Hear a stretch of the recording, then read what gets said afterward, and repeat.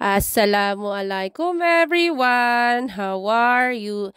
Dahil tulog dyan ang aking tatlong anak, ay ako'y maghuhugas ng pinggan bago magluluto kasi alas 2:30 na mahigit yan. Kahapon yung video na yan. Huhugas muna ako ng pinggan yan kasi ako'y magsasampay pa. Tingnan nyo yung sampayan ko nasa bintana. Kasi nga, naulan pa dito. Hindi na ako nakatuyo, alam nyo ba?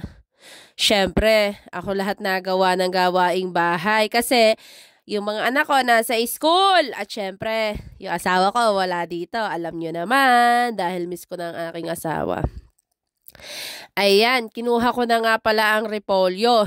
Repolyo ang ulam namin na may saba na makarel. Ang sarap pala niyan. Ang laki niyan, $5 lang yung bili ko dyan, kaya hinati ko siya sa dalawa. Ay, hirap na hirap ako maghati kasi ang laki Oh, ayan. Yung kalahati lang yung niluto ko. Ginayat-gayat ko siya ng maliliit. Ayan, nagayat ko na siya. Maraming salamat sa inyo. Tapos, ayan, magluluto na pala ako. Siyempre, hindi ko na pinakita sa inyo kung paano magluto at alam ko naman na mas magaling pa kayo magluto kaysa sa akin. Coconut oil pala yung ginagamit ko dyan. Nagisa ko na. Nilagyan ko ng kamatis, sibuyas, bawang at saka sili. Ay, ang sarap naman. Ay, ayan, tingnan nyo ang ulan. Hindi natigil. Tingnan nyo. Hindi na ako nakatuyo. Tingnan nyo, mula 3 araw nang naulan. Ang aking mga sinampay, hindi pa rin natutuyo. Alam nyo ba? Nakakatamad talagang gumalaw, lalo't na ulan. Siyempre, luto na pala ang aming ulam. Ayan ang ulam namin. 3 araw palang ulam yan. Siyempre, ang hirap magluto, Yung anak ko, wala mga reklamo sa pagkain. Kung ano niluluto, kinakain nila. Hindi sila mapili sa pagkain. Tapos, ayan ang aking mga anak. Kakain na yung babae ko. Naghijab siya ng sarili niya.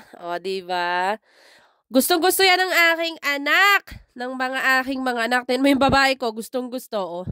Wala siyang pakialam. Basta siya ay kumakain. Ang aking anak na si Shamil.